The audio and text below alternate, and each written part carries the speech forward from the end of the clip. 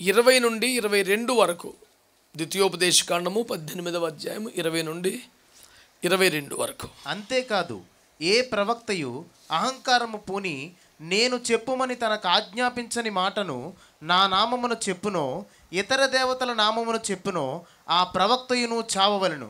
మరియు ఏదొక మాట యెహోవా చెప్పినది కాదని మేమెట్లు తెలుసుకోగలమని మీరు అనుకొనిన ఎడల ప్రవక్త యెహోవా నామమును చెప్పినప్పుడు ఆ మాట జరగకపోయిన ఎడలను ఎన్నడూ నెరవేరకపోయిన ఎడలను అది యెహోవా చెప్పిన మాట కాదు. ఆ ప్రవక్త అహంకారము చేతనే దాన్ని చెప్పాను గనుక దానికి భయపడవద్దు. దేవునికి స్తోత్రం. ప్రభువు తన వాక్యం నుంచి మనతో మాట్లాడుగాక. దీనిని ప్రసంగ అంశంగా చేపట్టడం, దీని మీద మాట్లాడాల్సి రావటం కాస్త ఇబ్బందికరమే. అదేమి ఆనందం కలిగించే విషయం కాదు. కానీ మనము వరుసగా ఓ అధ్యాయాన్ని, ఒక గ్రంథాన్ని, ఒక టాపిక్ని నిరంతరంగా ధారావాహిక ధ్యానం చేస్తున్నాం. ఆ క్రమంలో ఇది కొంచెం ఇబ్బందిగా ఉంది కదా అని చెప్పి దీన్ని స్కిప్ చేయటం ధర్మం కాదు. చూసావా, అది వచ్చేబట్టి తప్పించాడు అనే మాట పడకుండా, అంత పెద్ద ఆసక్తి కలిగించే అంశం కాకపోయినా చర్చకు చేపడుతున్నాను, తప్పదు. కాబట్టి ఇది ఒక ఉజ్జీవ సందేశము కానందుకు నన్ను మన్నించండి. అక్కడ మన వరుస పాఠంలో అది వచ్చింది కనుక దాన్ని దాటి వెళ్ళలేక మాట్లాడుతున్నాం కనుక. అంటే ఒకవేళ అది జిలేబీ తిందామని వస్తే పచ్చిమిరపకాయ బజ్జీ పెట్టినట్టు ఏకదం సంబంధం లేని టేస్ట్ అయితే మరి నేనేం చేయలేను. దేవునికి స్తోత్రం. So I feel it's my responsibility to give a proper information about the profits, of course about the false profits. దేవుని ప్రవక్తలను గూర్చిన కొంత సమాచారము, మరి ముఖ్యంగా అబద్ధ ప్రవక్తలను గూర్చిన సమాచారము చెప్పుట నా బాధ్యతగా భావించి, అందున అది మన వరుస పాఠములో వచ్చినందున దాటిపోజాలక మీకు ఈ అత్యవసర సమాచారాన్ని ఇవ్వాల్సి వస్తుంది. మీరు యథాప్రకారం స్వీకరిస్తారని నమ్ముతున్నాను. దేవునికి స్తోత్రం. ఇందులో కాన్సెప్ట్ ఏంటంటే, దేవుడు అబద్ధ ప్రవక్తల గురించి సంఘమును హెచ్చరిక చేస్తున్నారు. ఎంత తీవ్రంగా ఆయన చెప్పారు అంటే, యెహోవా తమకు సెలవివ్వని వేరొక, ఏమైంది నాన్న, మళ్ళీ కొంచెం ఏదో మారినట్టు ఉంది, ఏం జరిగింది? తగ్గించేసేవా ప్రవక్తల గురించి చెప్తున్నాను. చిన్నపాస్ గారికి నచ్చలేదండి, మరి మనం ఏం చేయగలం? దేవుని స్తోత్రం. ఇప్పుడు ఏంటంటే, నేను అరిచి కేకలేసిన గొంతు ఆయన దగ్గర ఉంది, నొక్కేయగల అవసరమైతే. దేవుని స్తోత్రం. మంచిది, నీ చిత్తం.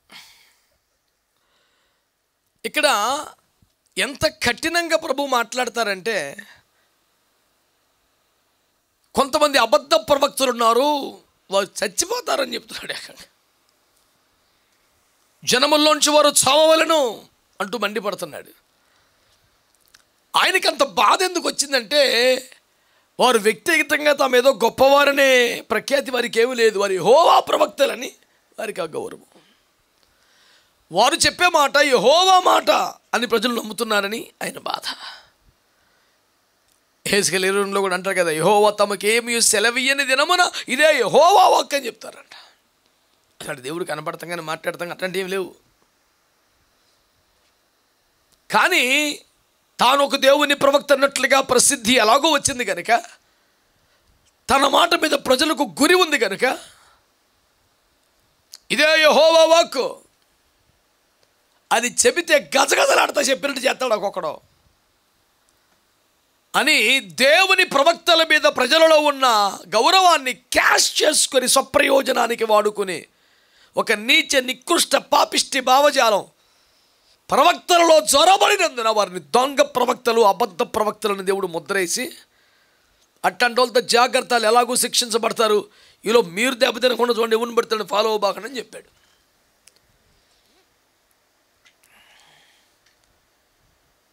రోడ్డు పక్కన ప్రయాణంలో ప్రమాదకరమైన మలుపు అనే హెచ్చరిక, వావ్ సూపర్ అని ఎవడు ముద్దెట్టుకుంటాడు.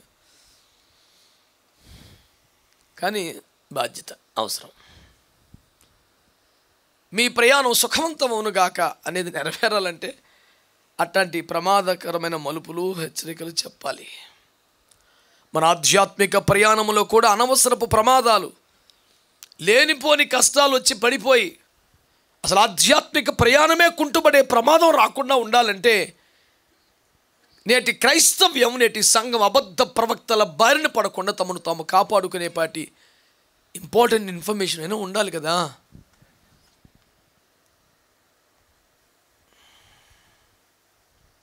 కొన్ని సాఫ్ట్ డ్రింక్స్ మీద, మెడిసిన్స్ మీద, ఆ మందు దేనికి పనిచేస్తుందో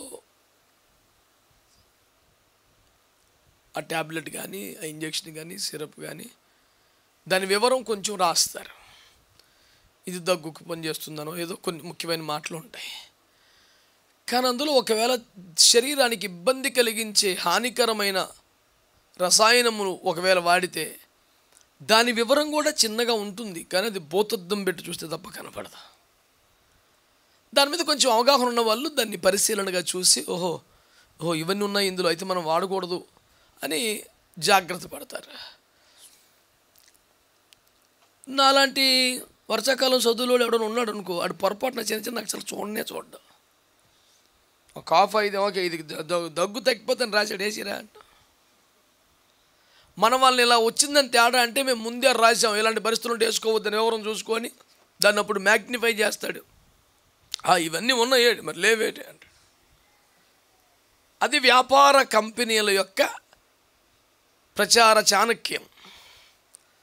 కానీ బైబిలు వాగ్దానాలనే చిన్న వదిలి ఇలాంటి హెచ్చరికలు ఇంత తాటికే అక్షరాలతో చెప్పుద్ది. అది బైబిల్ యొక్క ప్రత్యేకత. అందుకని ఆజ్ఞలన్నీ కూడా బైబిల్లో వాగ్దానాలు లేవా, ఆశీర్వాదాలు లేవా, కుప్పలు తెప్పలు. కానీ విపరీతం ఆజ్ఞలు ఇంతలో కనపడతాయి. ఎటు చూసినా అటు చూడక ఇవే ఎక్కువ ఉంటాయి. నిజానికి వాగ్దానాలు కూడా కుప్పలు తెప్పలు ఉన్నాయి. వాటిని ద్వితీయ ప్రాధాన్యంగాను, హెచ్చరికలు ఆజ్ఞలే ప్రప్రథమ ప్రాధాన్యంగాను బైబిల్ హైలైట్ చేస్తుంది. బైబిల్ యొక్క సరళి విధానం అలాగూ ఉంది.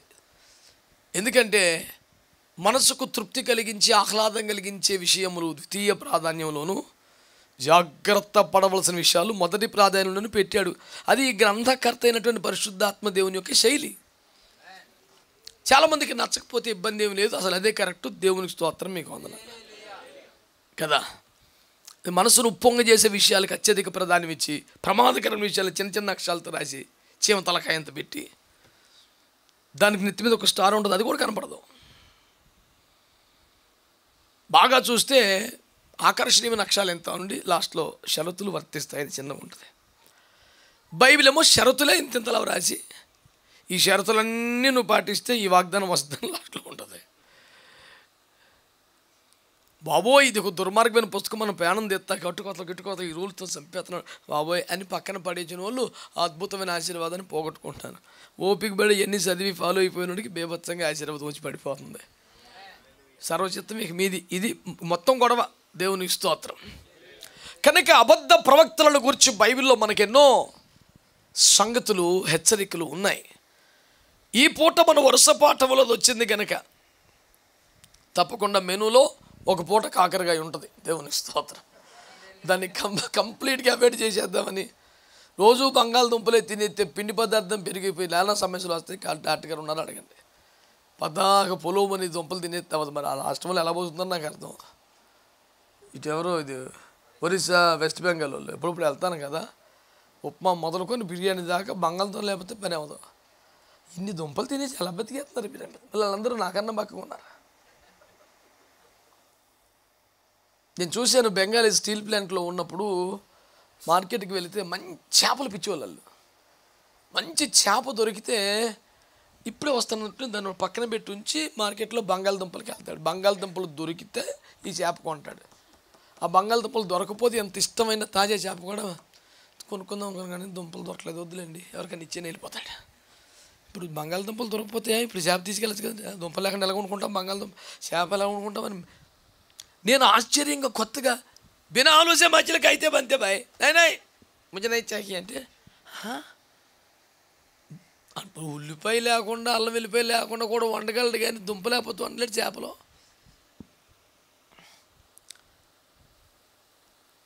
గుడ్ ఫ్రైడే రోజున కూడా, ఏది జనవరి 1 కిసిమిసి కాదు, గుడ్ ఫ్రైడే రోజు కూడా వాగ్దానాలతోనే మురిపించే భక్తులు కుప్పలు తెప్పలు ఉన్నారు.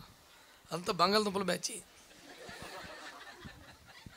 అది కోట వేదని ఏదో ఒక వాగ్దానం చెప్పి ప్రజలను జోష్ చేసి హల్లెలూయా అనిపించి పంపటం టార్గెట్. పొద్దుగూకులో సెరాడిసి పెట్టమే పనికి మేల వైద్యమని. స్వస్థపరిచే ప్రోగ్రాం లేదు. అప్పటికప్పుడు జోష్ రావాలా, ఉత్సాహం రావాలా. అది చాలా ఇలాగ వచ్చినోడు ఇలా వెళ్ళిపోవాలా, ఇప్పుడు చేస్తాడు ఇంజక్షన్. ఆ వైద్యం రాను నన్ను మన్నించండి.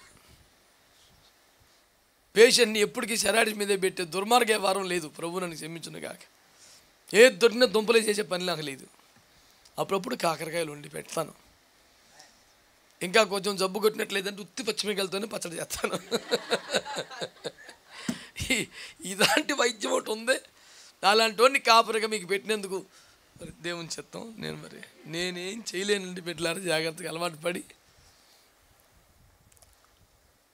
కాయగూరలు అన్నీ తినండి, మీకు ఆరోగ్యం. ఒక్కలు కూడా చాలామంది అండి నిజంగా శరీరంలో కొన్ని నెలల పాటు, వారాల పాటు ఉండిపోయే దుర్మార్గ అవశేషాలు కలిగినటువంటి మాంసాహారాలన్నీ సమృద్ధిగా హార్మోన్స్ ఇంజెక్షన్సే చేసి 30 రోజులు 45 రోజులు 2 కేజీలు పెంచేసే బాయిలర్ కోళ్ళు అని తిని సకల జబ్బులు ఒంట్లో పెట్టేసుకునే భక్తులందరూ కూడా బెండకాయ అంటే అదంటే కీళ్ళవాతం అండి బాబు, ఉప్పులు. అబ్బో దొండకాయని బుద్ధి మంచివండి, ములక్కాడ వేడండి. నువ్వు ఎన్ని చెప్పు, ప్రతి కూరగాయకు ఒక వంక చెప్తాడు. ఏ జీవరాశికి వంక చెప్పడు. మాంసాహారాలు పెడితే కనుక బలమా అదిటిది,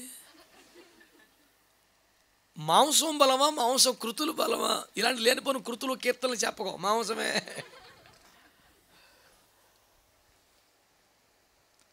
ఇప్పుడు దాని గొడవంత ఎందుకంటే వాక్యోపదేశం కూడా, పరిచర్య కూడా ఆ రకమైన ఒక ఆస్వాదించే ఫుడ్ కలర్ చేసి డ్రైనేజీ మీద పెట్టినా ఆడ 5,000 రూపాయలు అమ్మేస్తాడు కాసేపు డ్రైనేజీ మీద. ఎందుకంటే డ్రైనేజ్ మీద నిలబడి తినే భక్తులు ఉన్నారు కాబట్టి వాడికి పేపొచ్చిన ఫ్యాన్ బేస్ ఉంటుంది. ఆడొక్కరోజు అక్కడ బండి పెట్టకపోతే బాధపడిపోయి ఫోన్ చేసి అరే వాళ్ళు పెట్టలేదరా, 4 వచ్చాం మేము అని చెప్పి బాధపడి తన తీవ్రమైన దుఃఖాన్ని వెలుబుచ్చే వాడికి ఫ్యాన్ బేస్ ఉంటుంది. వాగ్దాన కూటం జరగకపోతే ఆ నెల మెంటలెక్కిపోతారు ప్రజలు. అన్న ఏంటన్నా ఈ నెల వాగ్దానం కూటం పెట్టలేదు, అసలు ఎంత ఆశతో వచ్చామన్నా, 200 కిలోమీటర్లు వచ్చామన్నా, ఈ బాబాయ్ దేనికి, అసలు ఏం కూటం పెట్టాలి, శుద్ధీకరణ కూటం పెట్టాలా, పెట్రో, ఆత్మకూటం పెట్టాలి, పెట్రో.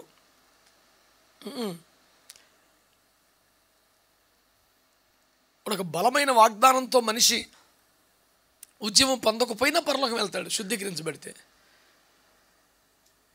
కానీ పరలోకం తీసుకెళ్లే పని ఎందుకు? ప్రభు నన్ను క్షమించిన కాక ఎక్కడ ఈడు భూమి మీద పరలోకాన్ని ఎంజాయ్ చేసేంత మూమెంట్ శుద్ధీకరణ కూటంలో రాదు. ఆ కూటలైతే వచ్చుద్ది. మర్మములు యెహోవాకు చెందినవి.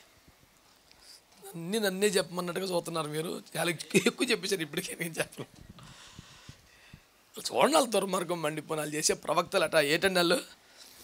అంతేకాదు ఏ ప్రవక్త అహంకారమును పూని నేను చెప్పిన తమకు ఆజ్ఞాపించని మాట నా నామును చెప్పును, ఇతర దేవతల నామును ఆ ప్రవక్త చావలను. మరియు ఏదో ఒక మాట యెహోవా చెప్పినది కాదని మేము ఎట్లు తెలుసుకోవాలని మీరు అనుకుంటే, ప్రవక్త యెహోవా నామని చెప్పిన మాట జరగకపోయినడలా, ఎన్నటికీ నెరవేరపోతే ఆడు దొంగ ప్రవర్తే.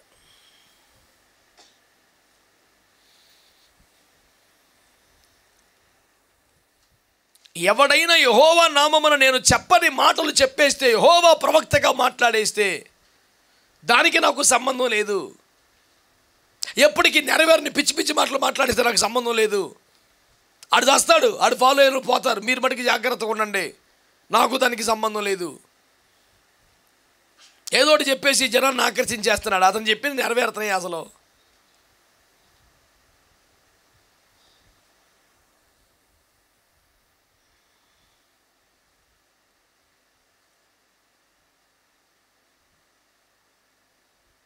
ఇప్పుడు లేటెస్ట్ ట్రెండ్ ఏంటంటే ప్రవచనాలలో ప్రవచన వివేచన వరములు కలిగిన గొప్ప దైవజనుడి యొక్క గొప్పతనం ఏంటంటే పేరులో ఒక అక్షరం కనపడతాం, నెంబర్లో ఒక నెంబర్ కనపడతాం.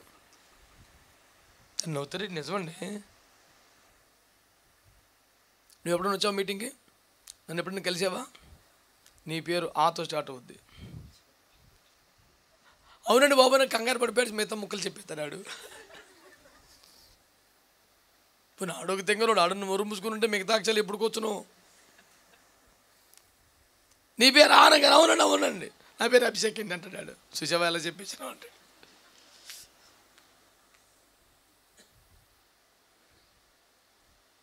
ఈ నెంబర్ 9, 8 మిగతా రావాడికి ఏంటండి గొడవ? నాకు అర్థమవుతలేదు.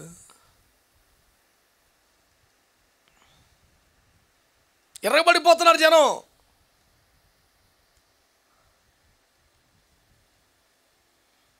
అంటే ఇప్పుడు ప్రవక్తలు చెప్పే దాన్ని దేన్ని బట్టి మనం చూడాలి?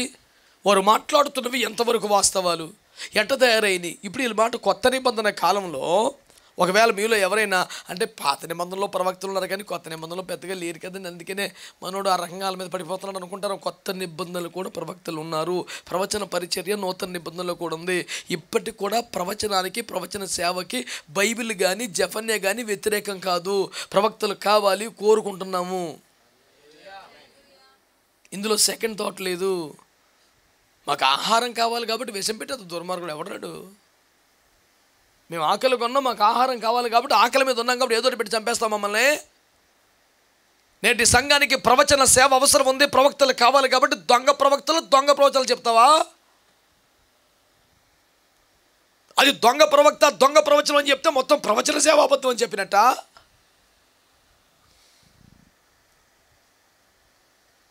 ఈ మతీ సూత్రులని క్రిటిక్స్ తయారైపోయి వాడు మొత్తం ప్రసంగం తీయడు, జెఫన్యా ప్రవక్తలను తిడుతున్నాడు ఆ ఒక్క మొక్కే. ఎందుకంటే ఒక్క మొక్క కట్ చేసి ఆడు ట్రోల్ చేస్తున్నాడు? ఆడే కాబట్టి. తిన్న గొలియతికి తగిలినట్టు రాయి తగిలిసింది ఆడికి. చచ్చిపోయే ముందు ఒక 2 రాళ్ళు టేస్ట్ చచ్చిపోతున్నాడు.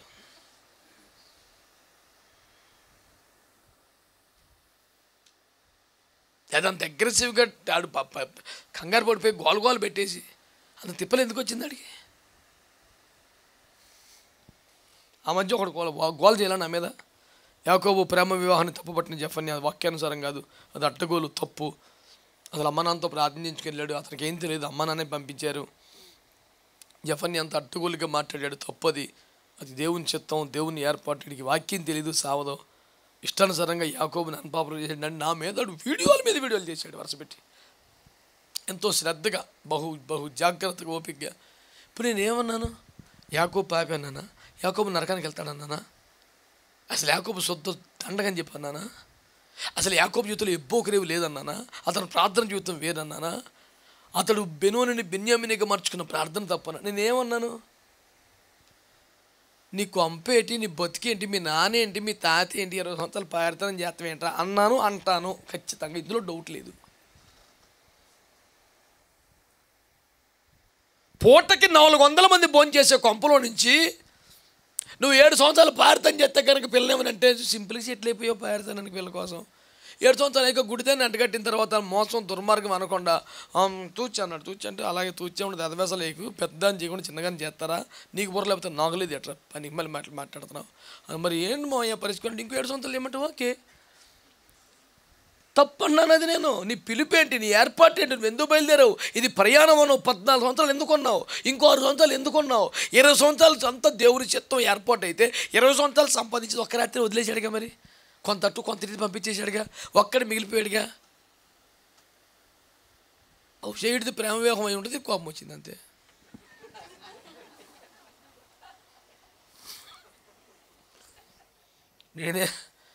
నేను వాళ్ళిద్దరి గురించి మాట్లాడాను, ఆడంతా బయట పెట్టేసుకోవడం తప్ప. ఇది ఒక ఘనమైన నేపథ్యం కుటుంబం. అబ్రహం గారు అంటే మామూలు రాజులు కొంపకాడికి వచ్చి కాలం ముందు నిలబడ్డారు సార్ గుడిసెలో. ఒక్కసారి నువ్వు బాయి అను, మాతో సమాధానం అని చెప్పి వెళ్ళిపోతామని 100 ఒంటెలు గొర్రెలు పెట్టి కాలకాడ పట్టుకొచ్చారు సార్. అలాంటి కొంపనే ఇది. ఇస్సాకు భార్యని ఎట్టొచ్చారు, తండ్రి అనలేదు, కొడుకు అనలేదు, పాలేరు పంపించారు పిల్లల్ని ఇచ్చి. ఆ రేంజ్ను కొంపది. అలాంటి కొంపలో పుట్టిన 20 ఏళ్ళు 14 ఏళ్ళు పారితనం చేస్తావా? ఈ ప్రేమలో పడిపోయిన అమ్మ బాబు పరువు పట్టించుకోరు, కుటుంబం పరువు బతుకుని జాగ్రత్తలని చెప్పి కుర్రోళ్ళకి చెప్పాను. తప్పు అండి ఇది. మీరు కూడా మాట్లాడుతుంటారు ఓరు యూతోయ్ దుర్మార్గులారా. ఆహా, ఏమ్మా ఇటు పక్క కూడా సౌండ్ వస్తలేదు ఏంటంటావు మర్మం? సానుభూతి పనులు అటేనా?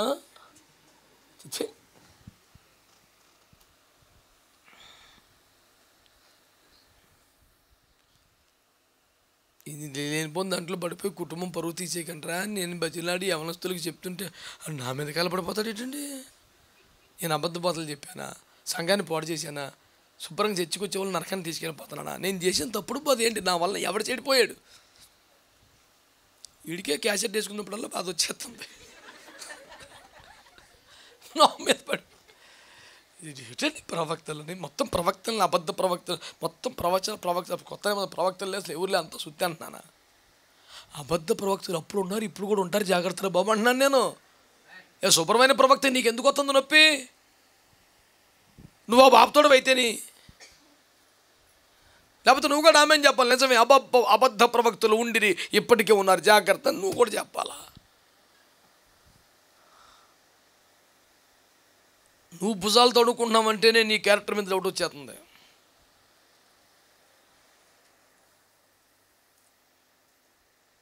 ప్రభు నిన్ను కూడా మార్చును గాక. హల్లెలూయా. దేవుని స్తోత్రం చెప్పండి. ప్రవక్తల సేవ చాలా విలువైనది, అవసరం. నూతన నిబంధనలో ఫిలిప్పి కుమార్తెలు ఉన్నారా? వాళ్ళు 9 ప్రవచించువారని మెచ్చుకున్నాడా? అది ఎంత ప్రశంసాపూర్వకంగా బైబిల్లో రాశాడు, ఎంత ఘనపరిచి చెప్పాడు. ఆ తండ్రి గారికి 9 ఆడబిడ్డలు ఉంటే 9 ప్రవచనాలు చెప్తున్నారు. ఎంత గొప్ప జీవితం, ఎంత అద్భుతమైన కుటుంబాన్ని కదా మాట్లాడాడు. నూతన నిబంధన కాలానికి సంబంధించిన ప్రవచనం యోవేలు గ్రంథంలో వారి కన్యకలు ప్రవచింతురు, యెహోవా ఆత్మ వారి మీదకి వచ్చినప్పుడు అని చెప్పలేదా? అది నూతన నిబంధన కాలంలో నెరవేరాల్సిన ప్రవచనమే కదా. అది ఇప్పుడు నెరవేరుతుందని చెప్పేసి పేతురు కూడా చెప్పాడు కదా. మరి కొత్త నిబంధన కాలంలో ప్రవచనాలు లేవు, ప్రవక్తలు లేవని మేము అనలేదు.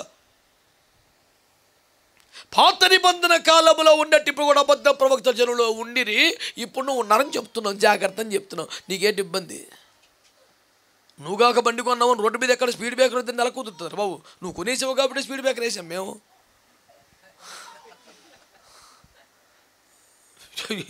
కష్టపడి 2 సంవత్సరాలు నేను బండి కొనుక్కొని స్పీడ్ బ్రేకర్ వేస్తామని కలబడిపోతే అలాగా ప్రజలకు క్షేమం కొరకు వేసాం.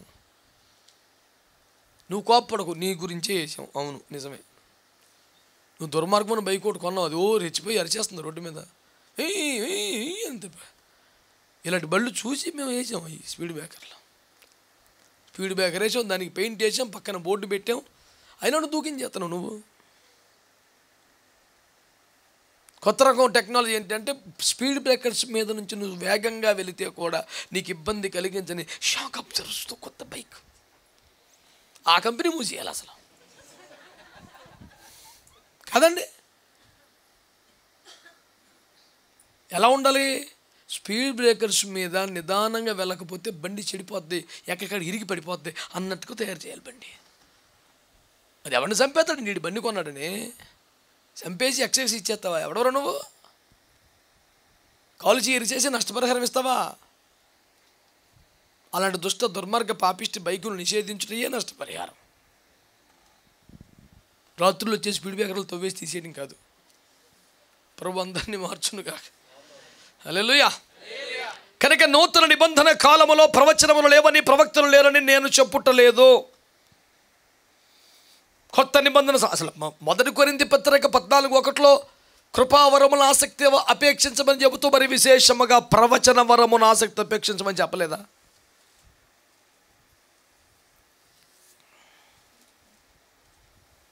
ప్రవచన సేవకు వ్యతిరేకం కాదు. అపోస్తలులు ప్రవక్తలు వేసిన పునాది మీద కష్టపడుతూ ప్రవక్తలు వ్యతిరేకంగా మాట్లాడతాం. ఏమైనా బుర్రపని చేస్తుందా? దొంగ ప్రవక్తలు వ్యతిరేకంగా మాట్లాడతాం.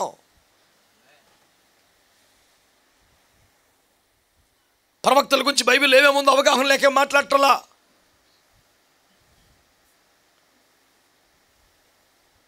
యెషయా గ్రంథం 29వ అధ్యాయం 10వ వచనంలో మీకు నేత్రముల వంటి వారిన ప్రవక్తలు అని మాట్లాడాడు. అంటే ప్రవక్తలు సంఘమునకు నేత్రముల వంటి వారు. అంటే ప్రవక్తలు లేకపోతే సంఘం గుడ్డి సంఘం అయిపోద్ది. ఏం జరగబోతోందో, ఏమి రాబోతుందో సంఘాన్ని జాగృతం చేసే ఒక గురుతర బాధ్యత ప్రవక్తల మీద ఉన్నది. సంఘములో ప్రవక్తలు లేపబడాలని, ప్రవచన వరము గల వారు లేపబడాలని.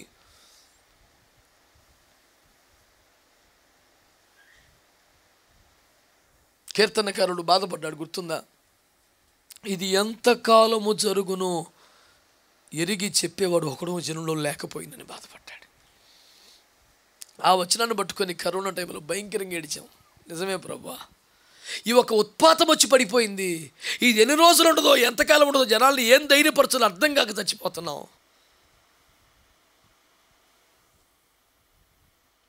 ఈ స్థాయికి ఎదగనందుకు మమ్మల్ని క్షమించండి బాబు అని గోలబెట్టి ఏడిచాం. నూతన నిబంధన కాలంలో ప్రవక్తల పరిచయం లేదని ఎవరంటున్నారు? అవసరం లేదని ఎవరన్నారు? కొన్ని సంఘాల వారు ఏమంటారంటే పాత నిబంధన కాలంలో బైబిల్ గ్రంథం, ఈ లేఖనములు సమగ్రంగా గ్రంథంగా రూపొందించబడలేదు కనుక ప్రవక్తల పరిచయం అవసరమైంది. 66 పుస్తకాల ప్రవచన లేఖనాలు తయారైపోయినాయి కనుక దేవుని చిత్తమేదో ఇందులో రాయబడి ఉంది కనుక మళ్ళీ ప్రవచనం అక్కరలేదు అనేది one of the strongest teachings in new testament age.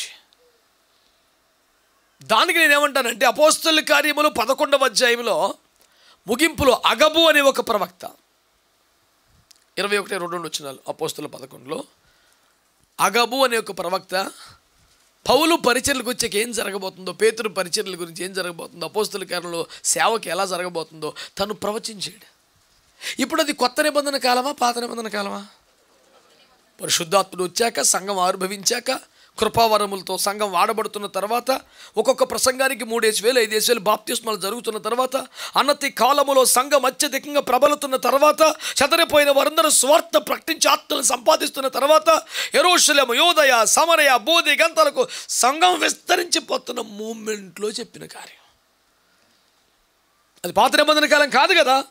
అగబు అనే ఒక ప్రవక్త వచ్చాడు, ఇట్లా జరగబోతుంది సేవలో. అప్పుడు కూడా ఏమంటారంటే అవును మరి అప్పటికి ఇంకా పరిశుద్ధ గ్రంథం తయారవ్వలేదుగా, అందుకే ఆ సేవ ఉపయోగపడింది అంటారు. కరెక్టే, మీరు చెప్పింది సూపరో. కానీ ఒకవేళ పరిశుద్ధ గ్రంథం తయారైపోతే అగబు ఏం చెప్పాడు? చదువున వచ్చిన అపోస్తలుల 11:21-22లో అది ఏ లేఖనానికి రీప్లేస్మెంటో చెప్పాలి నాకు. ప్రభు హస్తము వారికి తోడయుండెను. ఏంటది? 21-22 11 అపోస్తలుల కార్యాలు 20. ఆ దినముల యందు ప్రవక్తలు యెరూషలేము నుండి అంత్యొకయుకు వచ్చిరి. ఏ దినాల్లో?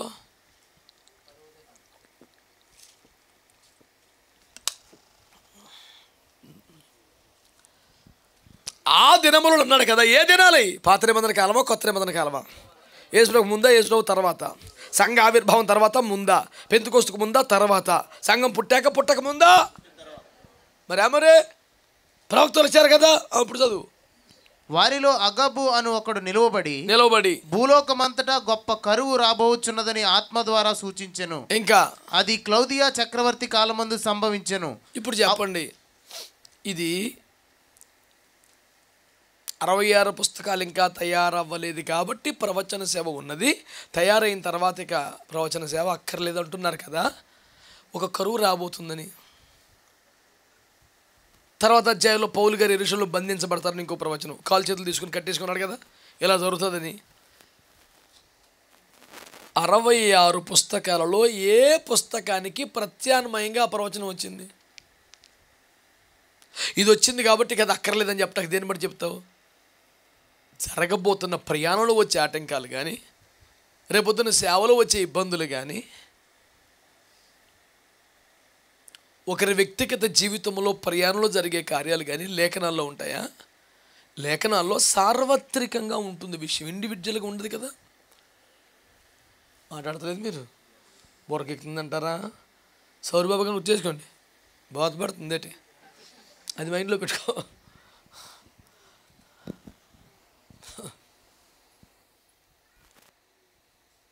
అగబు ప్రవచించిన ప్రవచన సేవ ఏ పుస్తకానికి ప్రత్యామ్నాయం? యెరూషలేములో పౌలు గారు బంధించబడతారని చెప్పిన ఆ ప్రవక్త ప్రవచన ఏ పుస్తకానికి ప్రత్యామ్నాయం? సేవకుల వ్యక్తిగత జీవితంలో, సంఘ పరిచర్యలో, స్థానికంగా జరగబోతున్న కార్యముల విషయంలో నూతన నిబంధన కాలంలో ప్రవచన సేవ ఉన్నది. ప్రకటన 22 అయిపోయింది కాబట్టి ఇంకా పౌలు గారికి ఎక్కడ దెబ్బలు తగులుతున్నాయో చెప్పనీకి ఎక్కడ ముందు చెప్పాలంటే ఏ పుస్తకంలో చెప్తారు? అది సేవకుల సేవా ప్రయాణముల గురించి, వ్యక్తిగత విషయముల గురించిన విషయములు దేవుడు ప్రస్తావించుట కొరకే సంఘములో ప్రవచన వరము గల వారిని దేవుడు పెట్టుకున్నాడు. అది లేదని మేము అనటం లేదు. దాన్ని అడ్డం పెట్టుకొని ఏదో అని చెప్తే కుదరదు అంటున్నాం అంతే. మొత్తానికి ఏసో పరిశుద్ధాత్మ నమ్మడు, ప్రవచనాలు నమ్మడు, ఉట్టిదే వాక్యం ఒకటే అని అంటలేదు మేమేమి. 65 పుస్తకాల తర్వాత 66వ పుస్తకం కూడా ప్రవచన పుస్తకమే, అంత గుడ్డిగేమి లేవు. 66 పుస్తకాలు లేవు, నీ వాక్యమే లేఖనమే. అయితే 66 పుస్తకంలో పదే పదే చెప్పబడినమాట సంఘములతో ఆత్మ చెప్పుచున్నమాట చెవిగలవాడు వినుగాకనే వాక్యం చెబుతున్నమాట. చాలా ఆత్మస్వరం కావాలని 66 పుస్తకం చెప్పింది, చదువుకున్నాం. మళ్ళీ ఆత్మస్వరం ఏముండదు, అదే చాలు అనలేదు. 66 పుస్తకాలు రాసి లాస్ట్ పుస్తకంలో మళ్ళీ ఆత్మస్వరం వినమని అన్నాడు. ఒంటి మీద సోయి లేకుండా ఏమి లేవు. ఒక్క అబద్ధ ప్రవక్తలకి, అబద్ధ ప్రవచనాలకే దేవుడిని అడ్డం పెట్టుకుని వేసాలు ఇవ్వకని చెప్తున్నావు. నీకెందుకు బాధ అవుతుంది? అసలు నీకెందుకు తగులుతుందిరా వచ్చినావు? అది అసలు నువ్వెందుకు రెస్పాండ్ అవుతావు, నువ్వెందుకు రిప్లై ఇస్తున్నావు? అసలు నీకేంటి? క్యారమ్ బోర్డులు అంటండి అన్నీ సూటిగానే కొట్టరంట, ఈ గోడ కూడా తాత పడద్దండి పోయి. అదేటో ఆ కాయిన్ని తగిలేసింది, దేవుని స్తోత్రం. నన్ను నా మీద పడి ఎడుతారు. దేవునికి స్తోత్రం కలుగును. మేము పరిశుద్ధాత్మ లేదని, ప్రవచన వరాలు లేవని, సంఘంలో ఏం వాడకూడదని అంటలా. సంఘములు అందరూ ఆత్మతో నింపబడాలని, కృపావరాలు పొందాలని, మా బిడ్డలు వరములతో వాడబడాలని కోరుకుంటున్నాం, ఏడుస్తున్నాం, ప్రార్థన చేస్తున్నాం. ఓహో ప్రవచనాలు నమ్ముతారు కదా అని చెప్పి మీరు అలుసుగా తీసుకొని దొంగ ప్రవచనాలు చెప్తే మటుకు జాగ్రత్తగా ఉండని చెప్తున్నాం. ఆకలి మీద ఉన్నాం కాబట్టి గడ్డి పెడితే తినం, అర్థం చేసుకోను. ఇదే అనుకూల సమయం, మంచి ఆకలి మీద దొంగ ప్రవచనాలు చెప్పేద్దామంటే రేవెట్టేద్దాం. మంచి మంచి అన్ని తినేసి ఉన్న మా రుచి గడ్డి లాంటి, కళ్ళు మూసుకొని పెట్టినా గడ్డి పరగ తగిలితే తెలిసిపోద్ది మాకు. దేవునికి స్తోత్రం. ఆయన సంఘాన్ని ఎక్కడ మేపుతున్నాడు మందనంటే పద్మములున్న చోట, పచ్చిక బయలులో. అంటే అర్థం ఏంటి? ఎంత గడ్డి తిన్నా మట్టి తగలుతాం. ఇప్పుడు తూర్పుగోదావరి, కృష్ణా, గుంటూరు జిల్లాలో గేదెలు తీసుకొచ్చి ఇక్కడ విశాఖ జిల్లాలో కానీ ఈ కొంచెం మెరక ప్రాంతంలో గడ్డి ఎత్తి ఆయన వాసన చూసి వెళ్ళిపోతే గేదెలు తినం. మీరు ట్రై చేయండి, ఎందుకంటే ఇక్కడ ఏపుగా గడ్డి పెరగదు కదా, తక్కువ. ఆ కొంచెం గడ్డిని కొడవలితో కోసేంత గడ్డి ఉండదు, బొరుగులతో గోక్కోవడమే. గడ్డి చాలా తక్కువ ఉంటుంది, కొట్టి దాంట్లో మట్టి అంతా తొలగొట్టి మూట కట్టుకెళ్తే అని వెళ్ళిపోతాయి. గేదెలు ఎందుకని? మట్టి వాసన తగిలేసరికి అడిగి నచ్చదు. మనుషులు ఇంత లోతుల్లోకి తిరిగి గోదావరి, కృష్ణా జిల్లాల ప్రాంతాల్లో గడ్డి మోపులు కోసుకొస్తుంటారు. ఇంత లోతుల్లోకి వెళ్ళిపోయి మట్టి వాసన ఉండదు. గడ్డి తినే గేదెలు కూడా మట్టి వాసన తగిలితే ఒప్పుకోవు. మట్టే కలుపుకొని తినేసే పరిస్థితిలో ఉన్నటువంటి గడ్డికి అలవాటు పడ్డ గేదెలకి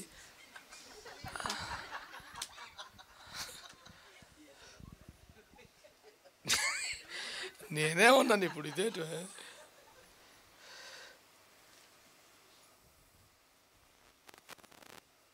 కనుక ఏదో ఒకటి పిచ్చి పిచ్చి ప్రవచనాల పేరు మీద సంఘాలను పాడు చేయొద్దు. దేవుని స్తోత్రం. కొంతమంది దుర్మార్గుల ప్రవర్తనలు ఎలా ఉన్నారో కొన్ని చూపిస్తాను మీకు. చూపించనా? ఏటో అందరు నా మీద సీరియస్గా ఉన్నారు. మీరు చర్చికి ఇక్కడికి వచ్చి 6 రోజులు ఏడు చూస్తున్నారు, నాకు అర్థం కాలేదు. లైకులు కొట్టేశారు వాళ్ళకి, మీ ఇష్టం. వాడికి నువ్వు ఇంకా లైక్ అయిపోయి ఉంటావు ఇప్పటికే. ఇర్మియా 29 చూడండి ఒకసారి. ఇర్మియా 8:9 చదవండి.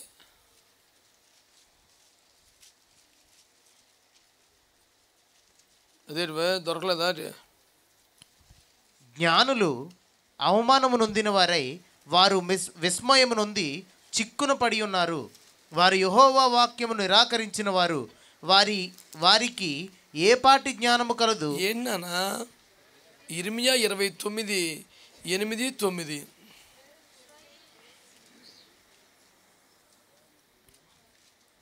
ఇశ్రాయేలు దేవుడును సైన్యములకు అధిపతి యెహోవా ఇలాగూ సెలవిచ్చుచున్నాడు, మీ మధ్యనున్న ప్రవక్తల చేతనైనను మంత్రజ్ఞుల చేతనైనను మీరు మోసపోకుడి. మీలో మంత్రాలోళ్ళు కూడా మన మధ్యలో ఉన్నారేటే.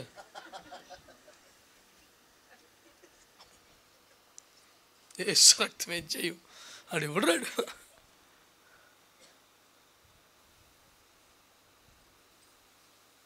మొన్న మధ్య లాస్ట్ వీక్ కింద కృష్ణా జిల్లా ప్రాంతంలో సేవ చేశాను. అక్కడ ఒక పాస్టర్ గారు చెప్పారు, ఆ ఊరికి ఒక పాస్టర్ గారు వచ్చాడంటే ఆడు మంత్రాలు చేస్తాడంట. మీరు విన్నది కరెక్టే, నేను విన్నదే చెప్పాను. వాడు మంత్రగాళ్ళ చేత మంత్రాలు చేయించినవేవో విశ్వాసుల గుహలో వదులుతున్నాడు దుర్మార్గుడు. వాడు ఆ దెబ్బకాలు ఏ చర్చి వల్లే నాడు చర్చికి వెళ్ళిపోతారంట. అయితే ఇలాంటి మంత్రజ్ఞులు ఉన్నారు నాయన. సమాచారం వినబడుతుంది, చదువు నాయన. మీలో కలలు కనువారి మాటలు వినకుడి. ఏంటంటే ఆడికి దేవుని స్వరం వింటాం ప్రత్యక్షత ఏముండదండి. ఆడికి పడుకున్నప్పుడల్లా ప్రతి రాత్రి ఏదో కల వస్తుంది. పొద్దున్నేసి స్నానం తీసేస్తాడు. ఆడు ఒక మహాప్రవక్తగా వెలిగిపోవడానికి వాడుకున్న కారణం ఏంటంటే రాత్రులు ఏదో కనపడుతుంది అడిగి. రాత్రి నాకు కళ వచ్చింది అనుకొని చెప్పడాడు, ప్రభు నాతో ఇలా మాట్లాడాడు అంటాడు. ఆడు వాయిస్ మాడ్యులేషన్ స్టేట్మెంట్ వాడు రేంజ్ చూసి అయ్య బాబాయ్ దేవుడు మాట్లాడుతున్నాడు. రాత్రి కళ వచ్చింది అడిగి. వాడు ఒక ప్రాఫిట్గా చలామణి అయిపోవటానికి వాడికి ఇంకే సోర్సు రేంజ్ లేదు. కలొస్తుంది అంతే అడిగి. ఎవరికి రాదండి, కడుపు నుండి తినేసి పడుకుంటే కలొస్తుందని బైబిల్లో ఉంది. విస్తారమైన పనిపాట్ల వల్ల కానీ బాగా తినేసినా కానీ ఎదుటి కలొస్తుందని ఉందిగా బైబిల్లో.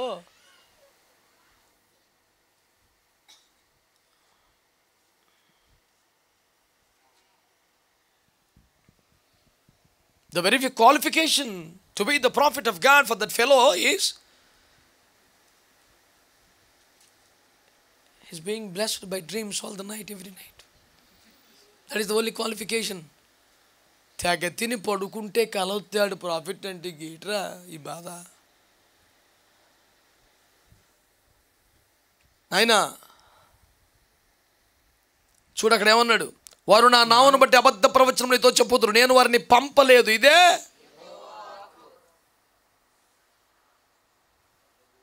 అంటే వాడికి ఇంకా క్యారెక్టర్ క్వాలిటీ ఇంకేం ఉండదు, కళ అంతే. రాత్రిన ప్రబిల్ల చూపించాడు అంటాడు. మరి ఇంకేం ఉండాలంటే చూద్దాం. అదే అధ్యాయంలో ఏమండి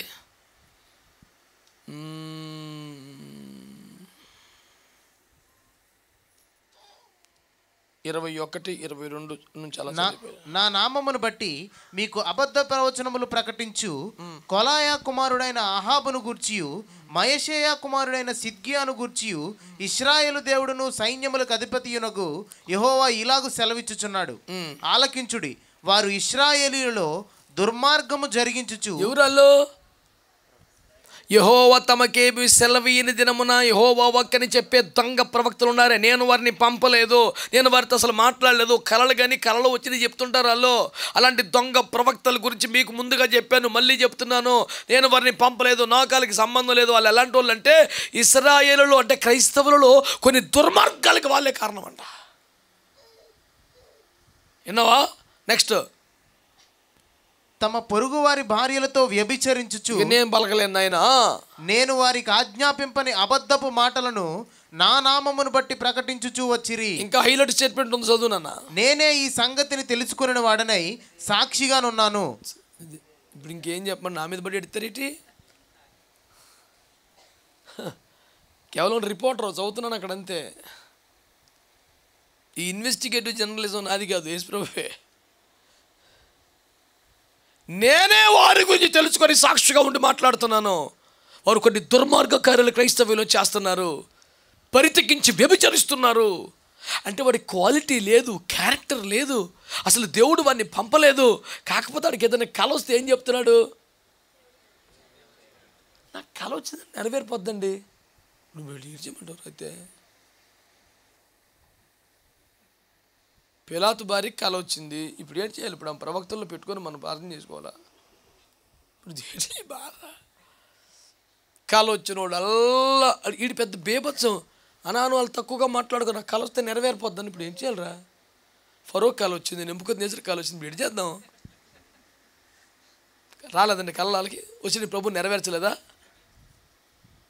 దేవుడు తాను చేయబోతున్న కార్యాలు కొంతమంది దుర్మార్గులకి, దుష్టులకి, పాపిష్టులకు కూడా చూపించాడు. హే జాగ్రత్త అని. ఇప్పుడు ఏంటి? ఎవడ కలొత్తాడు ప్రాఫిట్ అంటే ఎలాగవుతుంది? వాళ్ళకి ఏం దేవునితో మాట్లాడి ఈ రేంజ్ ఏమి లేదంట, కళ్ళొస్తాయంట వాళ్ళకి. ఇంకెంతటి ప్రాఫిట్ అయిపోయాడు. అంటే ఇప్పుడు కొత్త అర్థం ఏంటి? ప్రాఫిట్ కోసం కళ్ళ చెప్పేవాడే ప్రాఫిట్. దరిద్రం పోడుగాను. ప్రభు నేను పంపలేదు వాళ్ళని, నా కాళ్ళకి సంబంధం లేదు, మేము ముందే చెప్తున్నాను. ఆయన చెప్తున్నాడు, నేనే వారి మీద సాక్ష్యం చెప్తున్నాను. వాళ్ళు దుర్మార్గులు, వాళ్ళు పచ్చి వ్యభిచారం చేస్తారు, ప్రజల్లో దుర్మార్గ కార్యాలు చేస్తున్నారు, నా కాళ్ళకి సంబంధం లేదు, ముందే చెప్తున్నాను, మీ ఇష్టం అని. దేవుడికి స్తోత్రం. మరి ఎలాగుండాలి ప్రాఫిట్ అంటే? నేను ఒక పెద్ద మనిషిని చూపిస్తానంటే కడుపు నిండిపోతుంది నాకు. అలాగ ఉండాలి ప్రాఫిట్ అంటే. 25 ఇర్మియా. మీరు అక్కడే ఉన్నారు కదా అని చెప్పి 2 పేజీలు ముందుకు తిప్పాను, మీరు అలాగ చూడకూడదు. 3వ వచనం.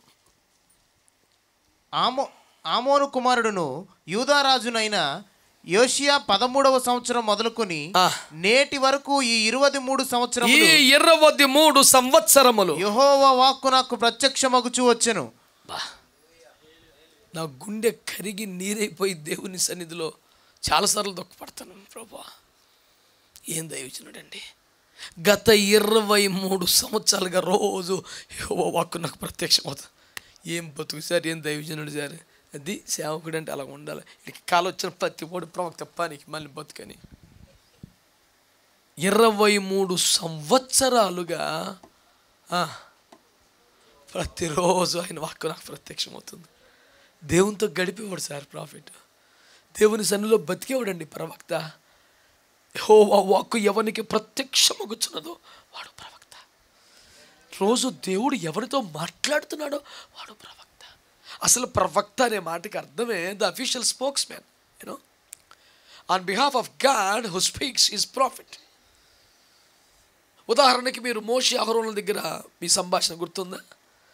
నేను కాస్త నత్తి ఉంది, నేను ఇబ్బంది పడతాను, రాజుల ముందు మాట్లాడలేను అని భయపడితే మోషే అంటాడు, అహరోను తీసుకెళ్ళి వాడు బాగా మాట్లాడతాడు మీ అన్న, నీవు అతనికి దేవుడు కొంటావు, అతను నీకు ప్రవక్తగా ఉంటాడు.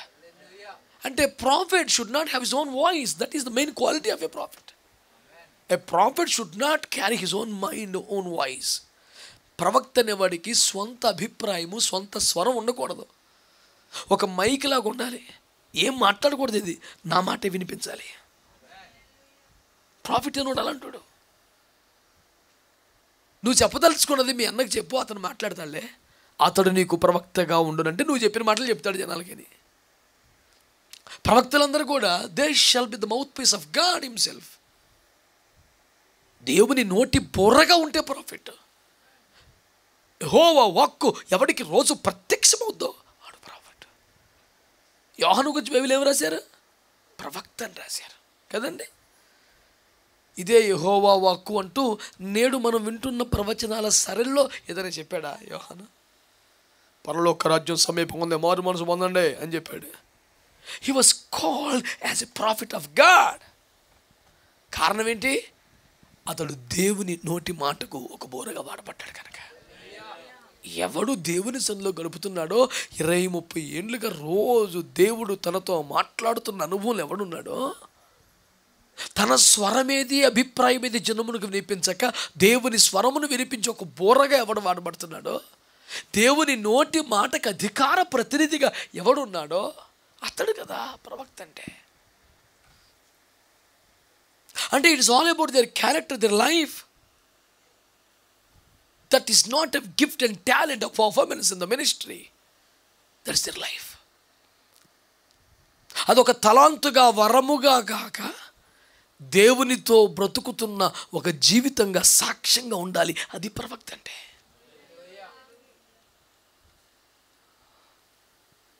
నీ గతంలో 2-3 సార్లు వచ్చిన కళ్ళని నెరవేరినాయి కాబట్టి నీ కళ్ళ వచ్చంగానే అది చెప్పేసి నాకు గతంలో చెప్పి నెరవేరిపోయినాయి కాబట్టి నన్ను ప్రవక్తగా మీరు గుర్తించండి అని బెదరగొట్టేసి, వాళ్ళు పాములు పట్టినోడే పాము వదిలేసి పట్టుకోవడానికి 500 అడిగినట్టు ఉంది. ఇప్పుడు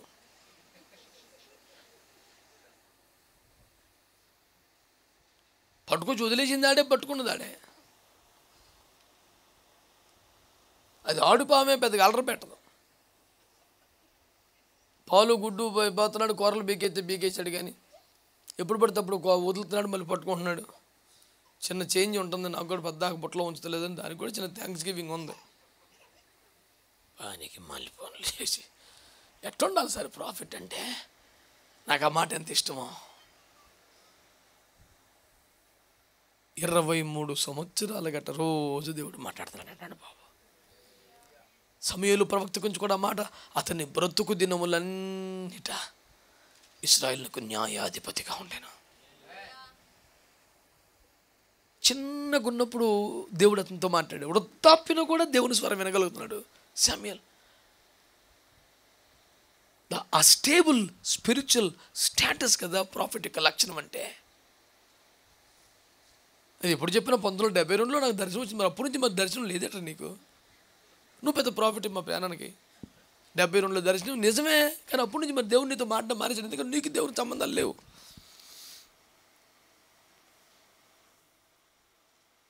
అప్పుడు ఆ ఫోన్కి సిగ్నల్ రాదు, పాడైపోయింది ఫోను. సిగ్నల్ టవర్ కిందకి వెళ్ళినా అది ఏం పలకదు. అలాంటి ఫోన్ పట్టుకొని షో చేస్తుంటాడు వీడు. నీకు నీ దేవునికి సంబంధాలు ఎప్పుడైతే అయిపోయింది, నేను లిస్టులో తీసాడు యేసు ప్రభు, అడిగి నాకు సంబంధం లేదనేసాడు. కానీ అప్పుడు ఉన్న పేరును చాలామంది చేస్తున్నావు నువ్వు. ఏ క్లాస్ 2000 రూపాయల నోటికి దిక్కులేదు, నువ్వు ఎక్కువ మాడుతున్నావు. పాత కాగితాలు అట్టుకొచ్చి అప్డేట్ అవ్వాలి ఎప్పటికప్పుడు. అప్పట్లో ఈ నోటు చాలా విలువైంది, అయితే చెప్పంట లామినేషన్ చేసి పెట్టుకో. ఒకప్పుడు ఇది మంచి నోటు 2000 పలికేదని. నిత్యము దేవునితో నీకు సంబంధం ఉండాలా. దేవునికి స్తోత్రం కలుగునగా. చెబుదాం హల్లెలూయా, హల్లెలూయా. కాబట్టి నేను ప్రవక్తలందరినీ తిట్టడం లేదు, ప్రవక్తలు లేరని చెప్పడం లేదు. ప్రవక్తలు కావాలి, ప్రవక్తలు ఉండాలి. నేటి క్రొత్త నిబంధన కాలంలో కూడా ప్రవక్తలు అవసరం. ప్రవచన సేవ అవసరత ఉన్నది. సేవా పోరాటముల గురించి, సేవా ప్రయాణముల గురించి, సేవకుల పోరాటాల గురించి సంఘమును ఆయత్తపరచవలసిన, జాగృతం చేయవలసిన ప్రవచన సేవ అవసరత నేటికి ఉన్నది.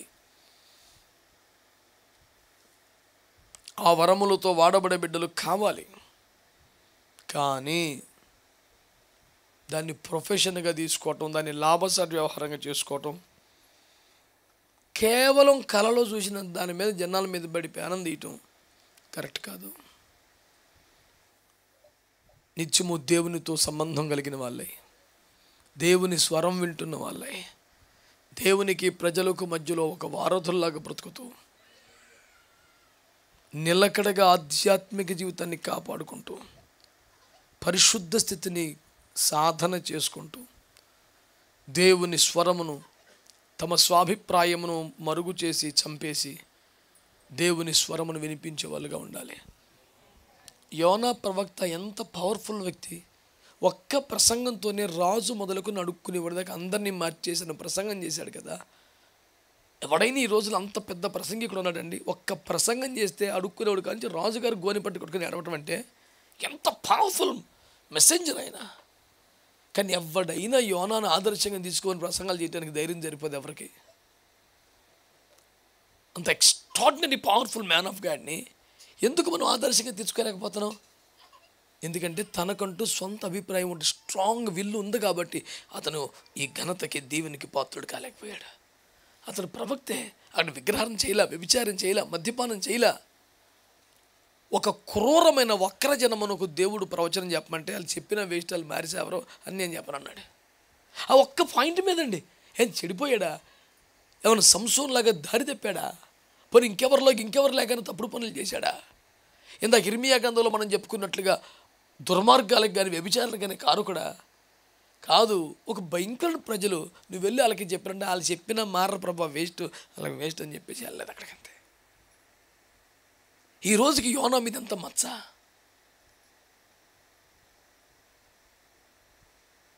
అలాంటి అనాయింటెడ్ మ్యాన్ అంటే ఒక్క ప్రసంగం చేస్తే పట్టణం తల్ల కిందలు అయిపోతుందండి. అలాంటి పవర్ఫుల్ మ్యాన్ ఆఫ్ గాడ్ ఆయన. అంత మంచి ప్రవక్త కూడా స్వచిత్తం ఉన్నంతసేపు if you carry your own voice you are unfit to be the prophet of God. నువ్వు ఒక దేవుని ప్రవక్తగా ఉంటాయి, నువ్వు పని చేయవు. నువ్వు ఒక మౌత్ పీస్ అంటే నీకేం ఫీలింగ్ ఉండకూడదు, సొంత భాష రాకూడదు. యెషయా ప్రవక్తను చూడండి, నువ్వు చచ్చిపోతావు అనమాట, చచ్చిపోతావు అన్నాడు. కాసేపటికి ఇంట్లోంచి బయట రాకింది, ఫోన్లో ఏడుతున్నాడు, బతికిద్దామంటా, నువ్వు బతుకుతావంట అన్నాడు. నాలంటుడికైతే ఆలోచన ఇప్పుడే చచ్చిపోతావని చెప్పాను, మనకు సావలాలని తూచండి చిన్నపిల్లలాగా. ప్రభా నువ్వు ఏదో ఒకటి చెప్పు, గంట కొట్టి మాట్లాడుకో, ఇబ్బందిగా ఉంటుంది లోకల్గా. మనం ఇప్పుడే చచ్చిపోతావు అన్నాను, మళ్ళీ కాసేపటికి సావంట అలా అలా నాకు ఇబ్బందిగా ఉంటుంది. చెప్పామంటాడు సావాలంతే. యోనా పట్టుదే కదా, అగ్ని వస్తుందని చెప్పావు రాలేదు, ఇప్పుడు అని దేవుడి మీద కలబడిపోతున్నాడు మనిషి. ఎంత కోప్పడిపోతున్నాడు. ఎవడి హృదయాన్ని నిన్న ద్రవించి కన్నీరు గార్పించే మాట యేసుప్రభువు మాట్లాడాడు. ఇప్పుడు పుట్టి ఇంతలోనే మాడిపోయిన సొర చెట్టు గురించి నీకు అంత ఉంటే 120,000 మంది 1,20,000 మంది జనాభా ఉన్న పట్టణం గురించి నాకు చింత ఉండదా? నశించిపోయే ఆత్మల గురించి మనం ఎలాంటి భారం కలిగి ఉండాలో చెప్పడానికి అంతకన్నా అద్భుతమైన వచనం ఏంటండి? ఇంతలో పుట్టి అంతలో మాయమైపోయి చెట్టు గురించి నువ్వు అంత ఫీల్ అయిపోతున్నా. నా జనం రా, నేను పుట్టించి పెంచాను రా, నీకు అసలు ఫీలింగ్ లేదు, చచ్చిపోవాలి కాలిపోవాలంట పెట్టరు. నువ్వు చెప్పమన్నావు, చెప్పా, నెరవేరపోతే ఇంకెందుకు ప్రయోజనం? అగ్గి వస్తుందని రావాలి, అందరు కాలిపోవాలి. అప్పుడు అయ్యి బాబోయ్ ప్రవక్త అంటే మామూలు విషయం కాదు. నీకు గజగజలాడిపోవటం కోసమే ప్రవక్తవా నువ్వు? ఎలవాయి బాబు, మా ప్రవచనం చెప్పాను నెరవేరాలండి, లేకపోతే ఎవడు భయపడతాడు, లేకపోతే నీకు ఎందుకు భయపడాలి అసలు? ప్రజలు దేవుని వైపు తిరగాలి, టార్గెట్ అది. మరి ఏలియా ప్రవక్త కూడా శిష్యుడి దగ్గర లోకమైపోతానేమో గంటకో మాట చెప్తాను ఫీల్ అయ్యాడా? గెలగాలన్నాడు అన్నాడు వెనకాల వస్తున్నాడు. లేదురా బేచాలి అంటే గారు నిజమేనా, నువ్వేడు ప్రవక్త గంటకో మాట చెప్తావు, సరిగ్గా చెప్పా ప్రార్థన చేసి అంటాడేమో అని ఫీల్ అయ్యి నాకేం చెప్తా బేతేలు అంటున్నాడు రా, సరే బేతేలు కొంచెం ఎరుకో అన్నాడు, గంట కూడా చెప్పగా కరెక్ట్ చెప్పు. ఆ ఫీలింగ్ ఉండదు ప్రాఫిట్కి అని ఏం చెప్తే. అందుకే అన్నాను ఫస్ట్ నుంచి కూడా, a prophet cannot carry his own voice, he shall be a mouthpiece to the original voice of the god. దేవుని అసలైన స్వరానికి ఒక బోరగా ఉండాలి తప్ప తనకంటూ సొంతకు ఒక వాయిస్ ఉండకూడదు. నాకు ఎలాగ అనిపిస్తుంది, నాకు ఎందుకు, నువ్వు నీకేమనిపిస్తే మాకు ఎందుకు బాబాయ్ నేను చెప్తాడు చెప్పు. నీ ఫీలింగ్స్ అన్నీ తెలుసుకోవటానికి మేము ఖాళీగా లేవు. ఎవడు పనులు ఆడుకో, ఎవడు బాధలు ఆడుకున్నాయి, పోగుబడి కూర్చున్నది ఆయన మాట ఏదో ఇందామని. నువ్వు జ్వరపడిపోయి మధ్యలో నువ్వు ఎవడికి కావాలి నీ ఫీలింగ్స్ చిన్నవి పెద్దవి మాకెందుకు? బాధపడుతుంది అంటే అది. కాబట్టి అబద్ధ ప్రవక్తలు ఉండిరి, ఇకను ఉండొచ్చు. ప్రవక్త అంటే దేవునితో అత్యధిక కాలం గడిపేవాడు, తనకంటూ సొంత వాయిస్ ఆలోచన లేనివాడు, దేవుడు ఏం చెప్పమంటే అది చెప్పేవాడు. అసలు ప్రజలందరూ కంటకింపుగా ఉన్న తప్పదు. ఎలా తయారయ్యారు ప్రవక్తలు? అబ్షాలోం గోడికి ఎంతమంది సపోర్ట్ చెప్పారు ప్రవచనంలో, నువ్వే కింగ్, నువ్వే బేబత్స, నువ్వే కింగ్ అని చెప్తే అబ్షాలోముకి సపోర్ట్గా బేబత్సమైన ప్రవచనాలు చెప్తే ఆడికి లోపల మెదులుతుంది. ఇంకా సరైన ప్రాఫిట్ వాడు ఉన్నాడా అని అడుగుతాడు. అడిగితే చెప్పాడు ఒకడు, హూషయ్యను కూడా ఉన్నాడు, అడగ్గి అన్నాడు, క్యాకేసిరంటారు అన్నాడు. వచ్చాడు, వస్తే ఏమన్నాడు, నువ్వు చచ్చిపోతావు. తక్కువ అంచనా వేస్తున్నావు డేవిడ్ని. రేగిన మనసుతో ఎలుగు పిల్లలను పోకుండా ఎలుగుబంటిలా ఉన్నారు, చంపేస్తారు ఎదవేసలేక. ఇలాంటి ప్రవచనం నేను అంటానన్నా నువ్వు దుర్మార్గుడివి. సేమ్ అక్కడ ఆహాబ్ దగ్గర అదే యెషయా చెప్పాడు, ఇర్మియా దగ్గర అదే. ఇర్మియా దగ్గర కాలంలో ప్రవక్తలు అందరూ అబద్ధ ప్రవచనాలు చెప్పారు, రాజులకు ఫుల్ సాటిస్ఫై అయిపోయారు. ఇర్మియా వచ్చేప్పటి నువ్వు పోతావు అన్నాడు. గొయ్యి తీపేసి గోతులో పెట్టేశాడు పేకల్లోతు. నువ్వు ఇలాగే చెప్తావు ఎప్పుడు నా గురించి అంటే రాజులకు వ్యతిరేకంగా ప్రవచనాలు చెప్తే చంపేస్తారు కాబట్టి రాజులకు అనుకూలంగా ప్రవచనాలు చెప్పే ప్రవక్తలు కుప్పలు తెప్పలు ఉన్నారు. వీళ్ళు ఇంతమంది రాజును ఖుషి చేశాక కూడా డౌట్ పాయింట్ ఏంటంటే రాజుగారికి డౌట్ ఉంది, వీళ్ళు కరెక్ట్ కాదు, ఇంకోటి ఉంటుంటాడు అని పిలిపించాడు. అని రాని వచ్చాడు, చెప్పేశాడు. ఏం చేద్దాం ఇప్పుడు? ఖుషి చేసేవాడిని ఎత్తుకుందామా? వీడు ఎదుటివాడు ఏం ఫీల్ అవుతాడో పట్టించుకోకుండా దేవుడు చెప్పమని చెప్పమని కోరుకుందామా? విషయమంతా మీ ముందు పెట్టాను. సర్వచిత్తం మీద దేవుడు మనం దీవించును కాపాడును గాక. అర్థం చేసుకుందాం, నా సంబంధం లేదు.